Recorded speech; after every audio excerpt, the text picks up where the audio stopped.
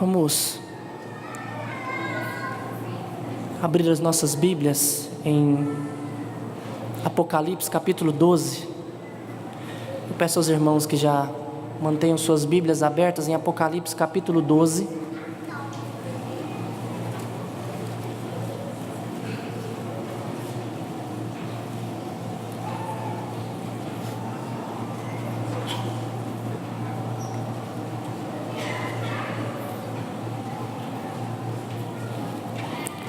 Apocalipse capítulo 12, eu farei a leitura dos versículos 1 ao versículo 18. Apocalipse capítulo 12, do versículo 1 ao versículo 18, diz assim: Viu-se grande sinal no céu, a saber, uma mulher vestida do sol com a lua debaixo dos pés, e uma coroa de 12 estrelas na cabeça. E achando-se grávida, grita com as dores de parto, sofrendo tormentos para dar à luz. Viu-se também outro sinal no céu, e eis um grande vermelho, um dragão grande, vermelho, com 7 cabeças, 10 chifres, e nas cabeças 7 diademas. A sua cauda arrastava a terça parte das estrelas do céu, as quais lançou para a terra. E o dragão se deteve em frente da mulher que estava para dar à luz, a fim de lhe devorar o filho quando nascesse. Nasceu-lhe, pois, um filho varão, que há de reger todas as nações com cetro de ferro, e o seu filho foi arrebatado para Deus até o seu trono. A mulher, porém, fugiu para o deserto, onde lhe havia Deus preparado lugar, para que nele a sustentem durante 1260 dias. Houve peleja no céu. Miguel e os seus anjos pelejaram contra o dragão. Também pelejaram o dragão e os seus anjos. Todavia não prevaleceram, nem mais se achou no céu o lugar deles. E foi expulso o grande dragão, a antiga serpente, que se chama Diabo e Satanás, o sedutor de todo o mundo. Sim, foi atirado para a terra, e com ele os seus anjos. Então houve grande voz do céu, proclamando: agora veio a salvação, o poder, o reino do nosso Deus e a autoridade do seu Cristo, pois foi expulso o acusador de nossos irmãos, o mesmo que os acusa de dia e de noite diante do nosso Deus. Eles, pois, o venceram por causa do sangue do Cordeiro e por causa da palavra do testemunho que deram, e mesmo em face da morte não amaram a própria vida. Por isso, festejai, ó céus, e vós os que neles habitais.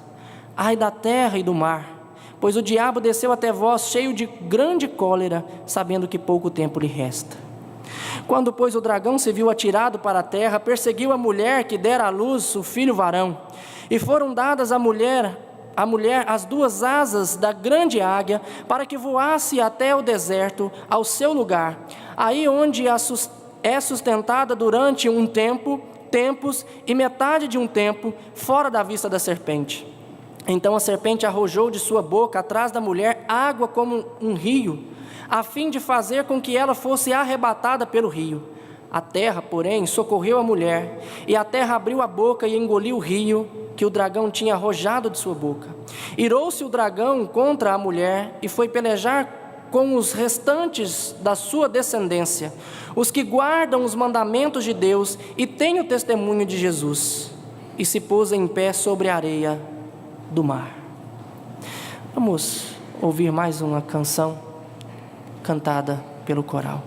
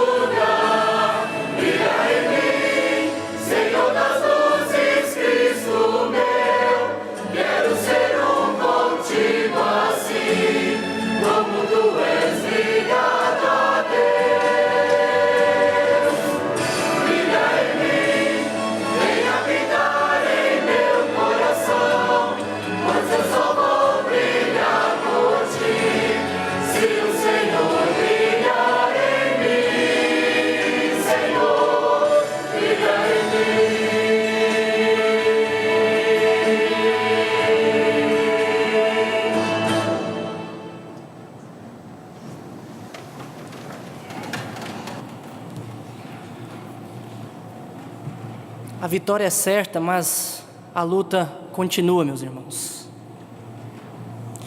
Durante a Guerra do Golfo, uma vez que os aliados chegaram com 250 mil soldados, toneladas de equipamentos e armamentos sofisticados, Saddam Hussein, eu acho que você se lembra desta guerra, já sabia que a guerra estava perdida.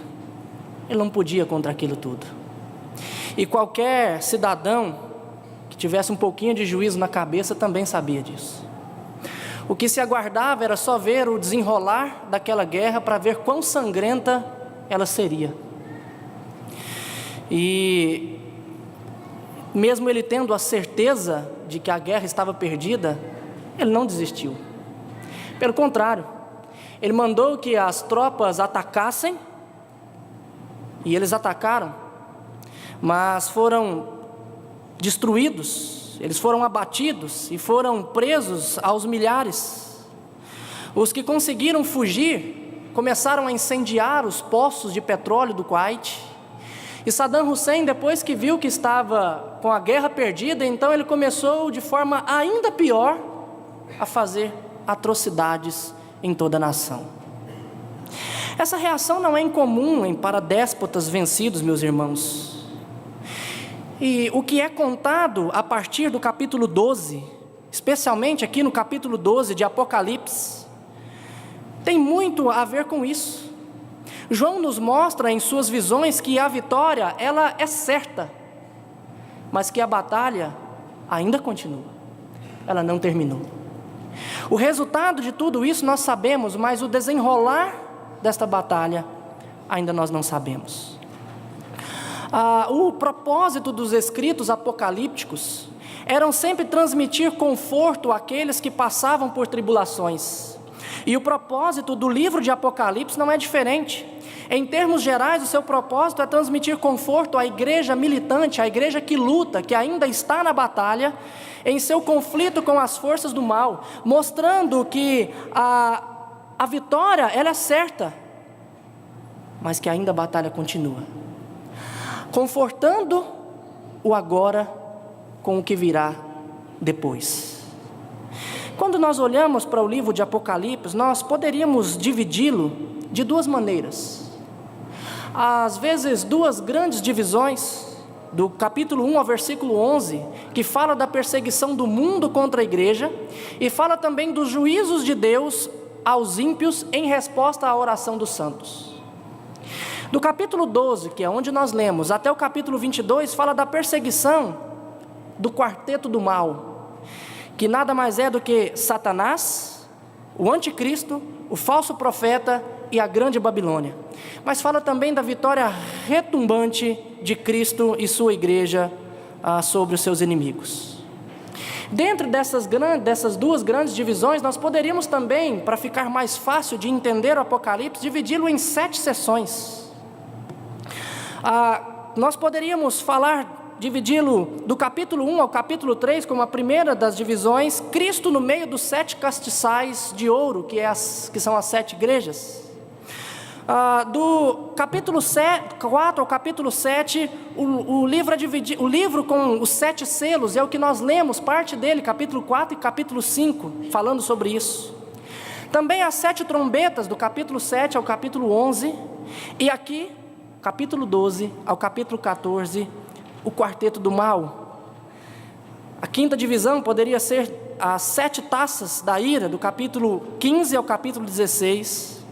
Também uma outra divisão, a queda da grande meretriz e das bestas, que isso é registrado no capítulo 17 ao 19. E por fim, fechando a 7ª sessão, o julgamento do grande dragão, seguindo no novo céu e nova terra, a nova Jerusalém, do capítulo 20 ao capítulo 22. Por que essas 7 sessões? Porque elas são claras, fazendo referência elas contemplam exatamente desde a vinda do Senhor Jesus até a sua volta. E todas elas tratam desse período de maneira diferente. Quando nós vamos interpretar Apocalipse, nós temos que entender essas sessões como se fossem pinturas, como quadros pintados que tratam da mesma realidade. e para isso são usados figuras de linguagem. Essas seções são como sequência de quadros em movimentos, e cada quadro apresenta símbolos, sons, vozes, cânticos e entre outros detalhes. Agora, devido a tantos detalhes, a tantas peculiaridades, muitos intérpretes atribuem importância excessiva a alguns detalhes e começam a tentar saber o que significa cada coisa no seu devido lugar e se esquece do quadro geral. E nós precisamos entender que muitos detalhes são usados apenas para completar o quadro e realçar o significado geral. Não se deve dissecar os símbolos buscando significados isolados em cada detalhe e perdendo a unidade do todo. O Apocalipse traz todas essas imagens, e isso nada mais é para realçar uma grande realidade que está contida em todo o livro. E a grande realidade nada mais é, meus irmãos, o triunfo da igreja sobre as forças do mal. E esse triunfo é com Cristo. O principal é o significado do quadro por completo. Os detalhes pertencem a essa completude. Não é o significado que deve detalhar, que deve ditar a diretriz do quadro todo. Pelo contrário, o quadro todo é que mostra o significado de cada detalhe. E quando nós olhamos então para essa visão aqui do capítulo 12 e começamos a ver dragão, uma mulher que tinha sinal no céu, que era vestida do sol com a lua debaixo dos pés, e quando nós vemos o dragão arrojando de sua boca um rio e todas essas figuras, nós não temos que tentar identificar cada detalhe disso, mas nós devemos entender o quadro todo, e o quadro todo nos mostra três coisas, ou três batalhas. O dragão tendo uma batalha contra Deus e o seu Messias, no versículo 1 ao versículo 6. Do versículo 7 ao versículo 12, ele tendo uma batalha contra Miguel, e do versículo 13 ao versículo 18 contra a mulher. E nós devemos entender que em todas elas, ele sai derrotado. Essa é a visão geral. E é isso que deve ditar toda a nossa compreensão, aquilo que nós vamos estudar do texto. Embora eu li todo o capítulo 12, eu gostaria de trabalhar com os irmãos o versículo 7 ao versículo 12. Do versículo 7 ao versículo 12, o texto vai nos mostrar algumas verdades a respeito desta batalha que é travada nos céus. Esta batalha que é travada no céu, após Jesus ter sido, após a ascensão de Jesus, após Jesus ter subido e assentado no trono de Deus. No capítulo 1, no versículo 1 ao versículo 6, foi notado que o diabo, ele tentou de todas as formas destruir aquele menino que estava para nascer, e esse menino era Cristo. Mas ele não consegue. O versículo 5 diz que nasceu-lhe, pois, um filho varão, que há de reger todas as nações com um cetro de ferro, e o seu filho foi arrebatado para Deus até o seu trono. Existe um período entre o nascimento e a sua ascensão, que foi o seu ministério terreno. Mas João não trata disso aqui, porque ele quer dar ênfase em outra coisa. Ele quer dar ênfase na batalha que nós enfrentamos contra o diabo, e não na que foi enfrentado antes de Cristo ter subido ao céu. Agora, quando João escreveu o livro do Apocalipse, o nascimento de Jesus já tinha se dado no início do século. João, porém, retrata desde o seu nascimento para mostrar que a luta que nós temos hoje, ela persiste desde tempos remotos. A batalha que nós temos hoje, essa batalha também foi travada de maneiras diferentes ao longo da história. Até Cristo nascer, houve batalhas e o diabo tentando impedir o seu nascimento. Quando ele nasceu, o diabo tentou impedi-lo que ele fosse crucificado. Tentou fazer com que ele fosse morto, apedrejado, por exemplo. Ele não podia ir para a cruz, mas ele foi. E indo para a cruz, estando nos céus, então nova batalha é travada. E é sobre essa batalha que eu quero tratar com os irmãos. E eu gostaria de destacar aqui nessa batalha 3 pontos. O primeiro deles, meus irmãos, são os resultados dessa batalha. Versículo 7. Houve peleja no céu, Miguel e os seus anjos pelejaram contra o dragão. E o dragão também pelejou contra Miguel. Mas o primeiro resultado é que o dragão ele é derrotado por Miguel e os seus anjos. A Bíblia mostra que o diabo ele tem força para se opor aos anjos. Daniel relata lutas acontecendo entre seres celestiais em Daniel capítulo 10, versículo 13 e versículo 21, e no capítulo 12, versículo 1. Lá fala sobre o diabo se opondo a seres celestiais e travando guerras espirituais. O mesmo faz Judas, no versículo 9 da carta de Judas, quando ele diz que quando Miguel, o próprio Miguel, aqui do texto, estava contendendo com Satanás, ele não ousou deferir juízo difamatório a ele. Pelo contrário, ele rogou a Deus, ao Senhor, que o repreendesse. Mas agora, aqui no capítulo 7, nós vemos o mesmo Miguel travando guerra contra o diabo e destruindo, acabando, derrotando o nosso pior inimigo. E isso aconteceu, meus irmãos, porque Cristo está à destra de Deus Pai. Agora, com a ascensão de Cristo, o diabo não pode mais se opor aos anjos de forma que não possa ser derrotado. Mas ele foi derrotado. Ele já está derrotado. E não somente sofreu uma derrota, como também foi expulso do lugar onde ele estava. Versículo 8 diz que nem mais se achou no céu o lugar deles. E no versículo 9 diz: e foi expulso o grande dragão, a antiga serpente, que se chama Diabo e Satanás, e junto com ele todos os seus anjos. Sendo o céu um lugar da presença de Deus, e sendo que Satanás estava ali, neste lugar, tinha lugar para ele ali, nós podemos entender que Satanás ele tinha acesso à presença de Deus. E isso não é algo que cause espanto se nós levarmos em consideração algumas passagens da Escritura. Por exemplo, você se lembra como que começa a história de Jó? Num dia em que os filhos de Deus os filhos dos homens, os filhos de Deus foram apresentar-se perante o Senhor, quem foi com eles? Satanás. Satanás se apresentando na presença de Deus. Jó capítulo 1, versículo 6 e capítulo 2, versículo 1. O profeta Zacarias, em uma de suas visões, viu Satanás na presença de Deus com o intuito de fazer acusação ao sacerdote Josué, e ele diz isso em Zacarias capítulo 3, versículo 1 e versículo 2. Jesus, falando aos seus discípulos, depois do regresso dos 70, ele diz: eu via Satanás descendo do céu como um relâmpago. Depois que ele deu autoridade aos seus discípulos sobre os demônios, em Lucas 10, versículo 18.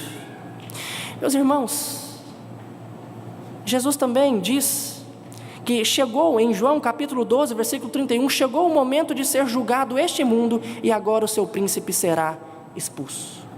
Até a glorificação de Cristo, até a ascensão de Cristo, o diabo tinha livre acesso à presença de Deus, e esse livre acesso existia porque Cristo ainda não tinha, de forma objetiva, pagado o preço dos pecados dos eleitos.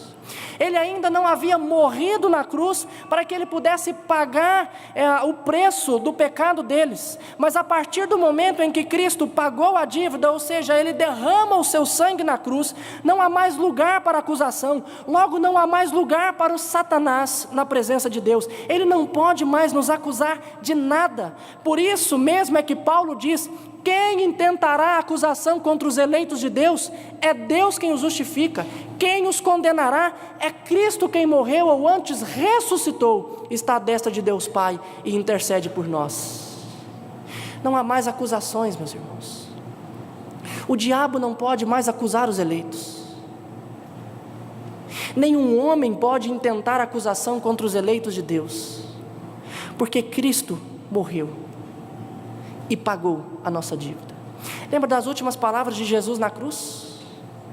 Está consumado, está pago. Quando você tem o seu nome no Serasa, ou é protestado de alguma forma. Talvez algum de vocês já tenha acontecido isso com você. Todas as vezes que você vai consultar o seu nome, tem algo que te acusa lá. Você deve. Tem um protesto dizendo que você deve alguma coisa.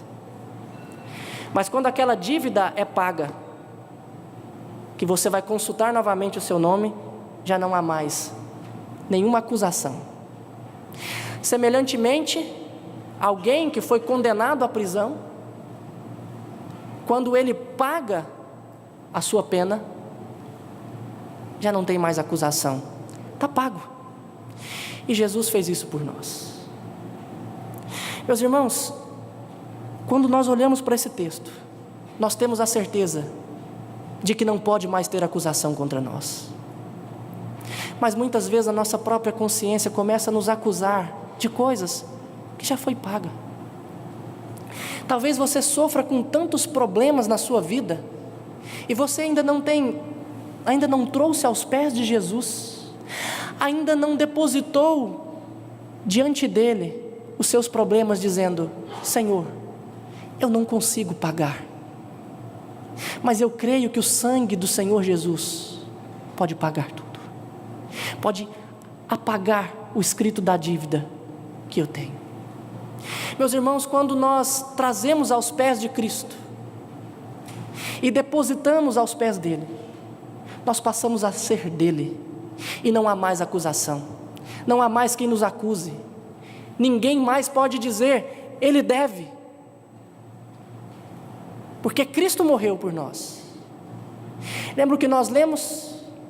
Capítulo 5, João estava chorando: meu Deus, quem é digno de abrir o livro? Nenhum foi achado digno.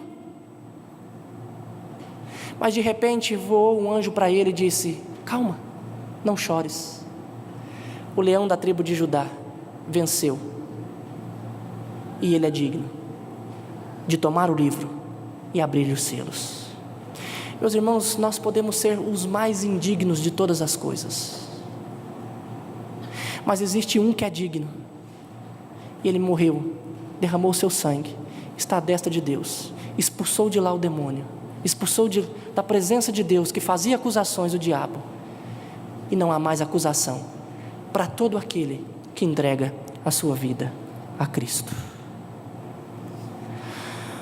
Segundo lugar, eu gostaria de mostrar para os irmãos as causas desta batalha, ou desta vitória. Nós vemos os resultados, agora nós vamos ver as causas. Versículo 10, é proclamado uma grande voz no céu, dizendo algumas coisas. E no versículo 11 diz que esta vitória que chegou até eles, ela aconteceu por causa do sangue do Cordeiro. Em seu ministério terreno, Jesus disse a seus discípulos que toda a autoridade havia lhes sido dada na terra e nos céus. Mateus 28, 18. E essa autoridade foi demonstrada por Jesus ao longo de sua vida. Os evangelhos sinóticos, os 3 primeiros, Mateus, Marcos e Lucas, eles mostram que ele tinha autoridade para falar, ele tinha autoridade para perdoar pecados, para expelir demônios, para curar enfermos. Ele tinha capacidade até mesmo de impor, ele tinha autoridade para dar aos outros autoridade para expelir demônios. Ao escrever o seu evangelho, Lucas, no capítulo 8, ele registra uma sequência crescente de milagres de Jesus, mostrando que ele tinha autoridade sobre a criação, sobre os demônios, sobre as enfermidades e, por fim, sobre a vida. Agora, ele derramou o seu sangue. Agora que ele derramou, porque ele derramou o seu sangue, ele é digno de assentar à destra de Deus Pai para exercer essa autoridade dos céus.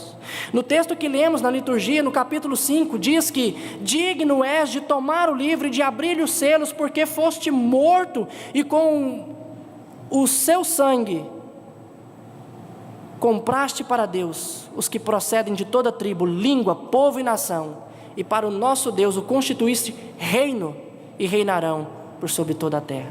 É com esta autoridade que Jesus, com o seu sangue, ganhou, por ter derramado na cruz, é que ele vem E então, com sua autoridade, ele exercendo essa autoridade para salvar, versículo 10, agora veio a salvação.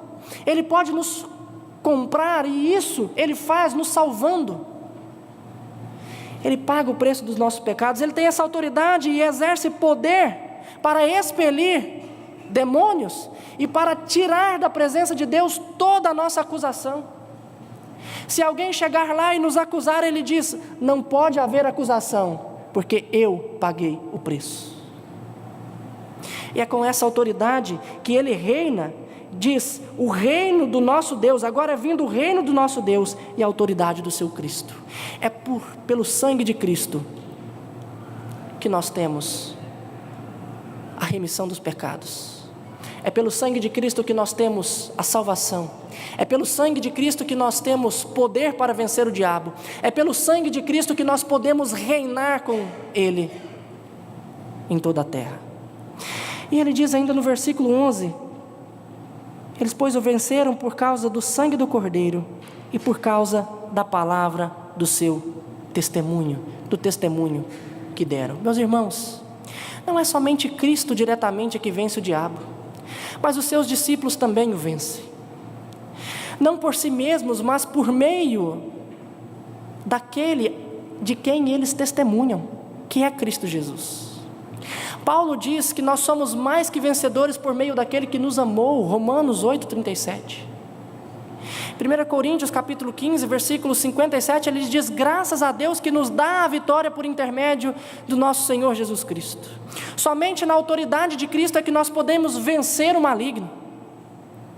Em sua primeira carta, o mesmo apóstolo João, que escreveu o Apocalipse, sua primeira carta, ele diz aos jovens: jovens, eu vos escrevi porque sois fortes, e tem guardado a palavra de Deus, e por isso tem vencido o maligno.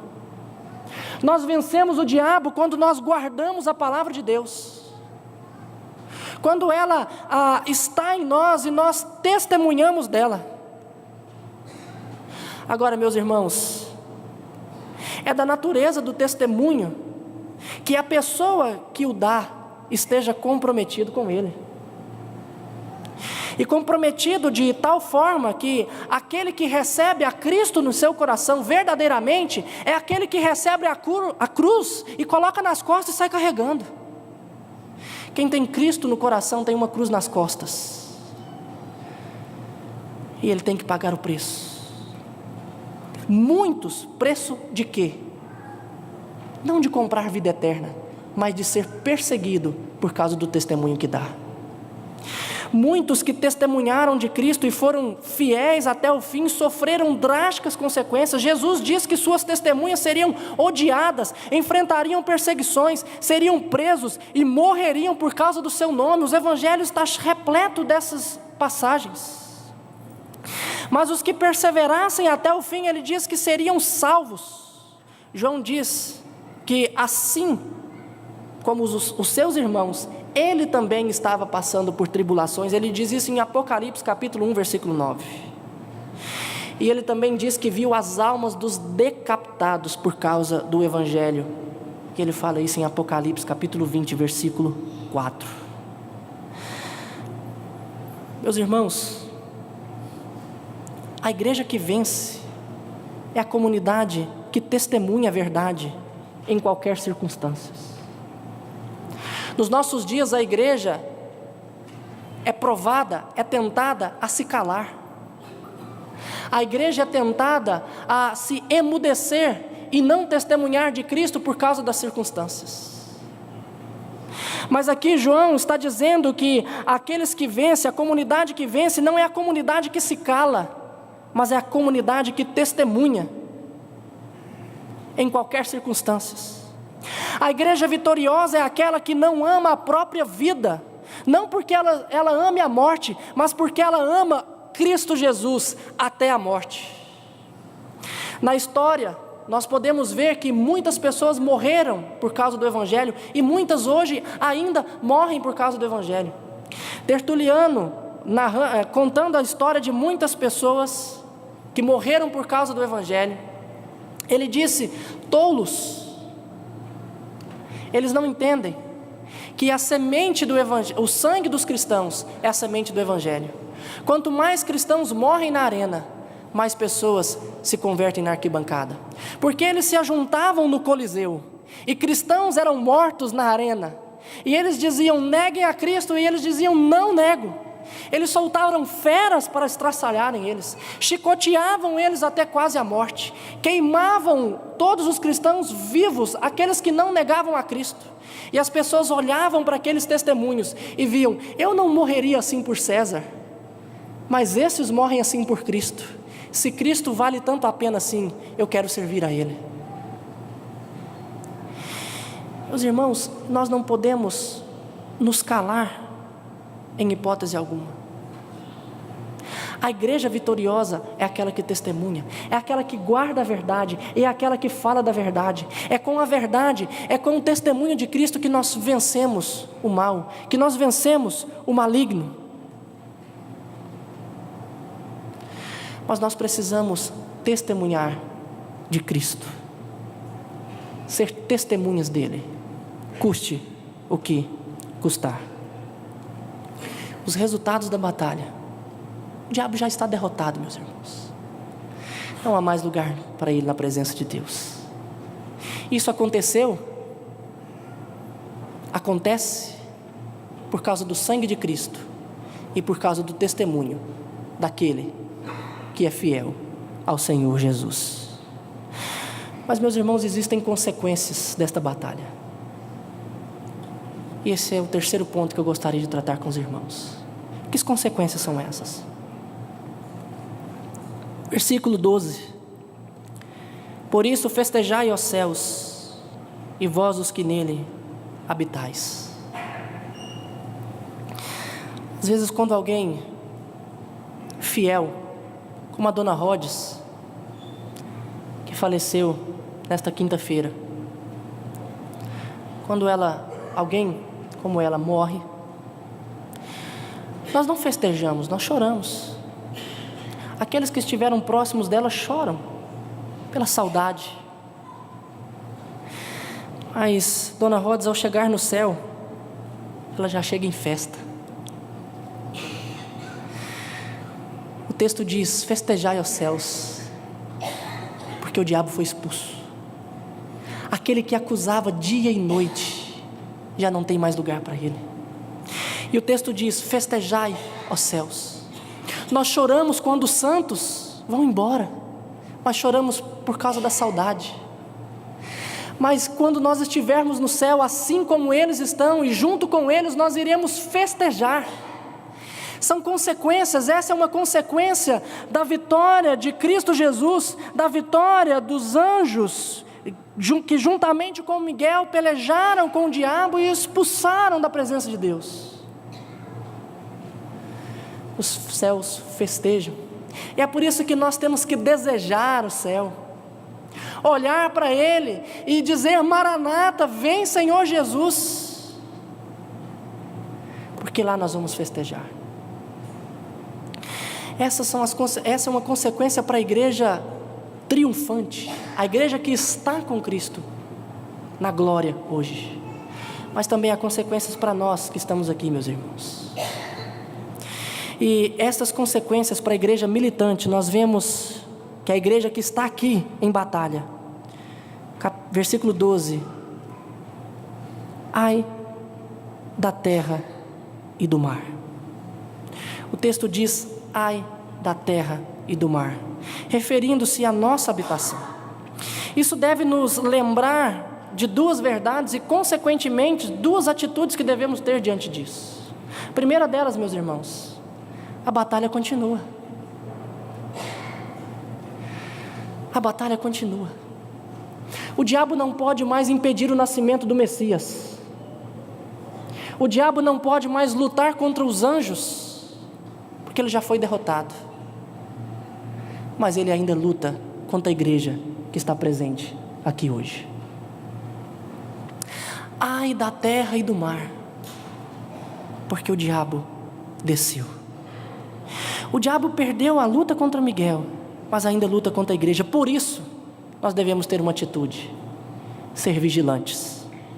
Vários textos nas Escrituras falam sobre vigilância. Quando Jesus estava prestes a enfrentar a cruz, a sua alma estava profundamente triste, pois ele sabia o que esperava, sabia que não era fácil. Então ele começa a orar, e ele mesmo estava em vigilância e disse a seus discípulos para vigiarem com ele. Mateus 26, 38, Marcos 14, 34. Na mesma ocasião, ele disse aos seus discípulos: vigiai para que possais vencer a tentação. Mateus capítulo 26, 41. Paulo disse aos presbíteros da igreja de Éfeso para vigiarem no intuito de não permitirem que a igreja fosse enganada pelo maligno. Atos capítulo 20, versículo 12, ou 21. Também exorta a igreja de Corinto a serem vigilantes, na sua primeira carta, no capítulo 16, versículo 13. A vigilância, meus irmãos, é necessária para a igreja que ainda está em batalha. O diabo, ele é astuto e procura sempre fazer com que os santos caiam em suas ciladas e artimanhas. O texto diz que o diabo, ele desceu, sendo expulso do céu, não havendo mais lugar para ele, ele veio para cá, porque ele sabe que lá ele não pode coisa nenhuma mais, não há mais como acusar. Ele perdeu um posto que ele tinha, mas agora ele desce para tentar de todas as formas fazer com que nós sejamos enganados e nós caiamos em tentação. O texto diz que ele desceu até vós cheio de grande cólera. Pedro exorta os seus leitores a serem sóbrios e vigilantes, porque o diabo anda em nosso derredor, como um leão que ruge, procurando alguém para devorar. E isso ilustra muito bem a fúria do diabo, depois de ter sido expulso do céu. Meus irmãos, o diabo não pode mais nos acusar diante de Deus, mas ele tem outras formas de nos atingir.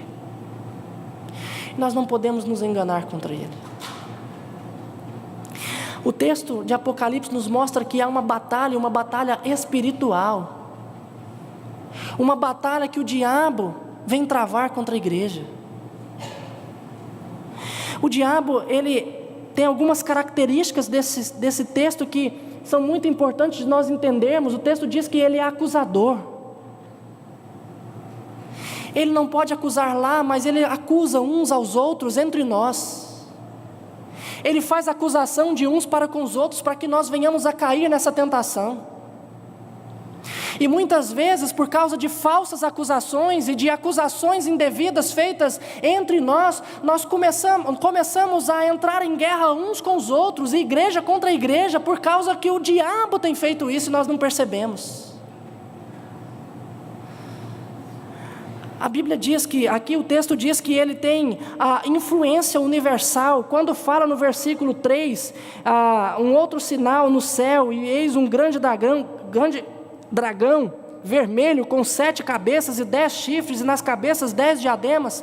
Isso aponta para o seu governo universal, a sua influência universal, e ele tem formas de influenciar. Ele não trabalha só com a igreja, ele influencia a política, ele influencia a filosofia, ele influencia a educação, ele influencia todas as coisas.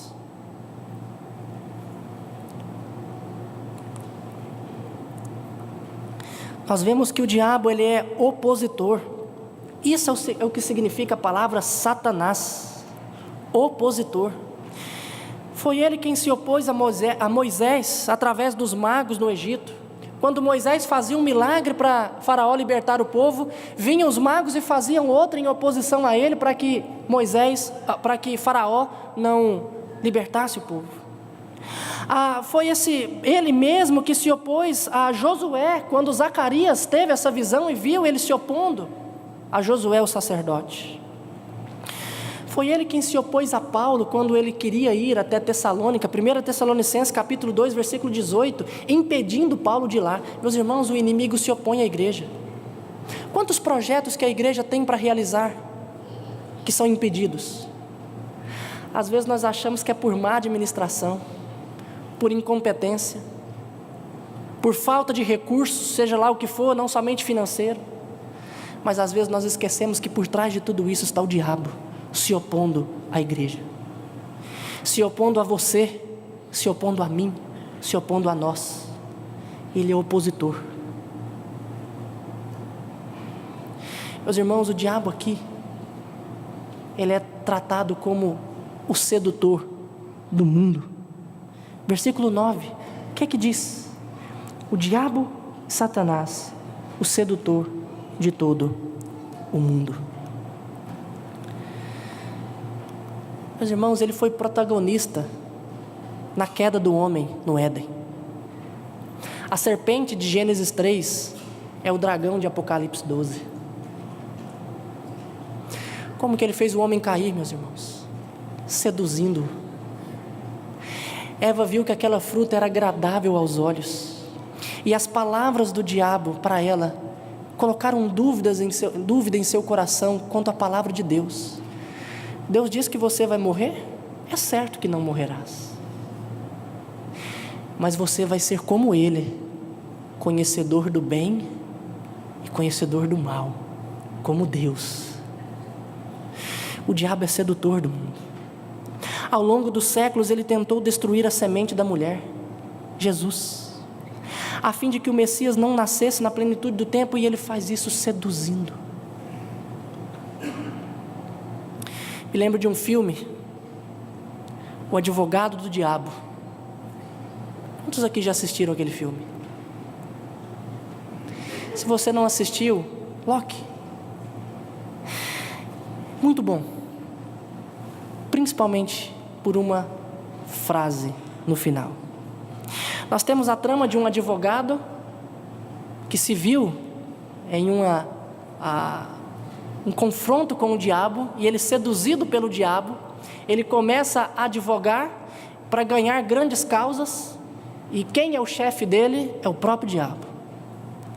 Até que ele resolve ir contra, e ele afasta do caso que ele estava para vencer, um caso em que o diabo venceria, e ele entrega o caso dizendo: eu não posso mais advogar, eu não mais quero esse cliente. Ele vence o diabo, porque o diabo queria que ele advogasse, e então ele sai, e aquilo virou um burburinho total. Ele venceu, ele teve um confronto com ele, falando de Deus, e ele vai embora, e vai feliz, sorrindo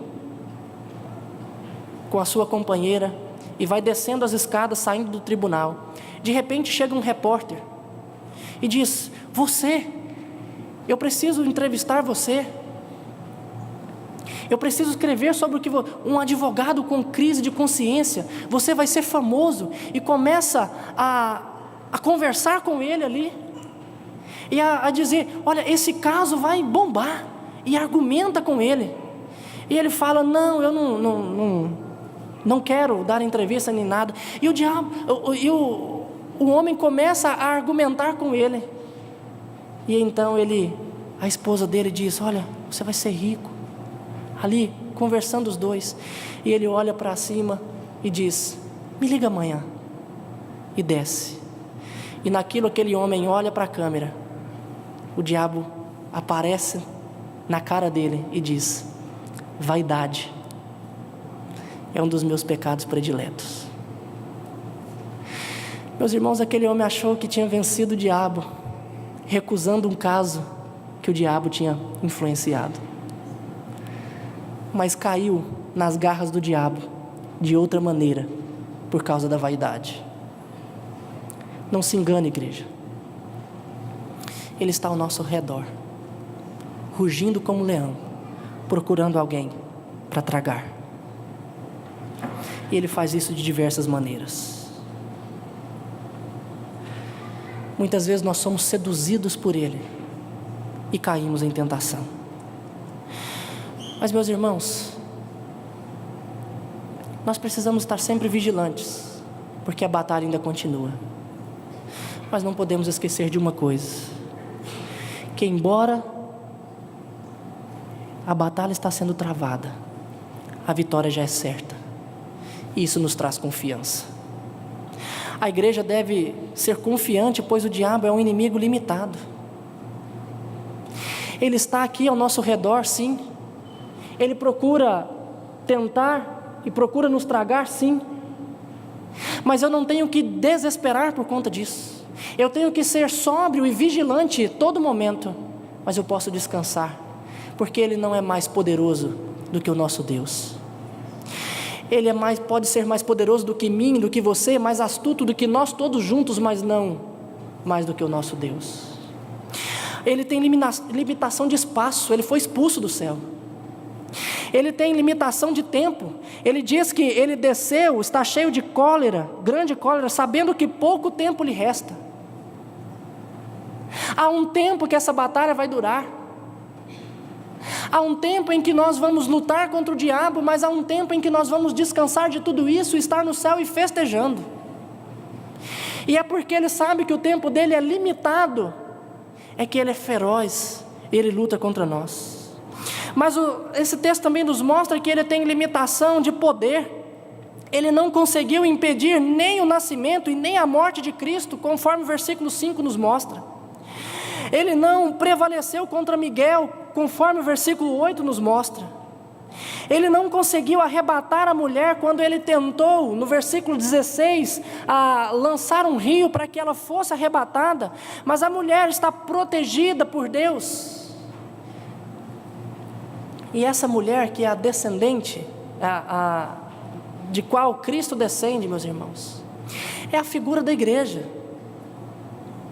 É a figura da comunidade que Deus preservou ao longo do tempo para que o Messias viesse por ele. Ele prometeu a Eva lá no Éden, dizendo, da sua descendência, ou seja, o seu descendente, da linhagem daqueles que eu escolhi, virá aquele que irá de redimir um povo para mim.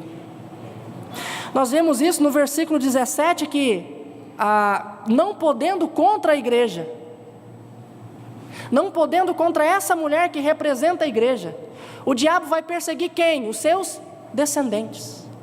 E ele não pode contra a igreja, porque o Senhor Jesus diz que ele não prevaleceria contra ela. Lembra depois de Pedro dar aquela declaração maravilhosa de Jesus, em Mateus capítulo 16, do versículo 15 ao 18, quando Jesus pergunta para os discípulos, quem vocês acham que eu sou? E Pedro responde, tu és o Cristo, o Filho do Deus vivo.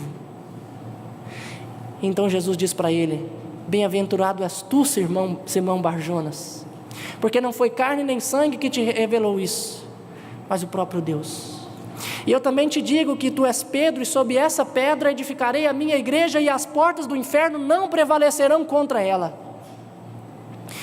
Meus irmãos, o diabo não pode contra a igreja, e não podendo contra a igreja em seu sentido total, em destruir a igreja, ele começa a perseguir a cada um de nós de maneira individual. Ele não conseguiu arrebatar a igreja, mas ele também não conseguirá arrebatar a cada um de nós. Sabe por quê? Porque da maneira que os santos o venceram por causa do testemunho, nós também o vencemos por causa do testemunho. Nós vencemos o diabo, nós vencemos as forças espirituais do mal, quando nós somos fiéis no testemunho de Jesus. Seja fiel, meu irmão. Existe uma batalha, nós estamos travando. Vigiai. O diabo tenta nos destruir de todas as formas. A consequência das batalhas. Ele está derrotado por causa do sangue, por causa do testemunho de Cristo. Mas tem consequências. E para nós, é a batalha que é travada com o diabo. Não durma. Não durma no ponto. Não confie em você mesmo.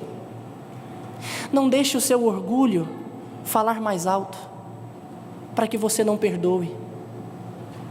Não deixe a sua vaidade te pegar de surpresa e te fazer cair na tentação do diabo. Cuidado. Quando houver problemas, não pense que esses problemas são resolvidos com questões humanas. Não pense que é só você arrumar um jeito e de forma simples você resolve. Não. O diabo é sedutor e ele te seduz dessa forma, achando que tudo que acontece no meio da igreja, ele não influencia. Ele é opositor. Cuidado. Nós devemos sempre ter este cuidado, mas jamais esquecer que esta batalha está ganha. E se nós formos fiéis até a morte, nós receberemos a coroa de glória. Sede vigilantes, mas confiantes, porque a batalha está ganha. E nós podemos ansiar a volta de Jesus. Dizer: vem, Senhor Jesus. E poder dizer ao autor da nossa fé: ó Pai, eu queria tanto ver o Senhor descer e vindo me encontrar. E poder imaginar nós estarmos no céu, como esta igreja militante, festejando, uma vez que a batalha já estará terminada.